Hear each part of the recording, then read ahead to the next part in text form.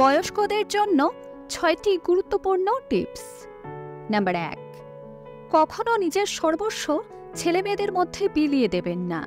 কিছুটা হলেও নিজেদের জন্য রাখুন, কারণ সব বিলিয়ে দিলে তারপর থেকে আপনি আপনার ছেলেমেয়ের উপর সম্পূর্ণ নির্ভরশীল হয়ে পড়বেন।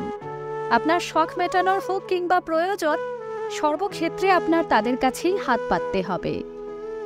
নাম্বার ২, অনেক বয়স্ক লোকের ধারণা এবার বয়স হয়েছে মানে অফুরান বিশ্রামের সময় এসেছে।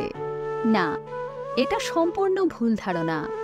বরং চিকিৎসকদের মতে বার্ধক্যের পথে থাকাকালীন অবস্থায় বয়স্ক মানুষদের আরেকটু বেশি সক্রিয় থাকা তাদের শরীরের জন্য উপকারী। তবে ভারী বোঝা কোনো কাজ নয়, হালকা টুকটাক কাজ অবশ্যই করা উচিত। নাম্বার ৩, খাওয়া দাওয়ার ক্ষেত্রে আরেকটু বেশি সচেতন থাকার চেষ্টা করুন, কারণ অল্প বয়সে আমাদের শরীর যে খাবারগুলো সহজেই হজম করে নিতে পারে, একটা বয়সের পর সেই হজম ক্ষমতা আমাদের আস্তে আস্তে দুর্বল হতে শুরু করে। তাই সে সময় অনিয়ন্ত্রিত বা খুব স্পাইসি খাবার খেলে এটি শরীরের জন্য মোটেও ভালো হবে না। নাম্বার ৪, যুগের সাথে নিজেকে একটু বদলানোর চেষ্টা করুন।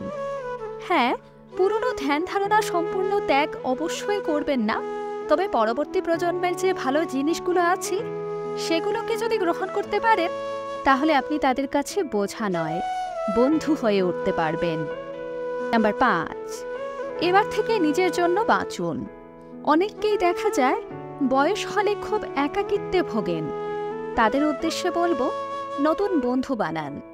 আপনাকে আনন্দ দেয় এমন পরিবেশে যান। সমবয়সী লোকেদের সাথে বসে যখন স্মৃতিচারণ করবেন, দেখবেন তখন খুব ভালো লাগবে আর নিজেকে একাও মনে হবে না। নাম্বার ৬, পরনির্ভরশীল হয়ে থাকবেন না। যতদিন শরীর চলবে ততদিন নিজের কাজ নিজেই করুন।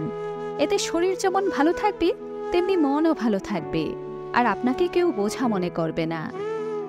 আমার সাথে একমত হলে কমেন্ট বক্সে অবশ্যই লিখে জানাবেন।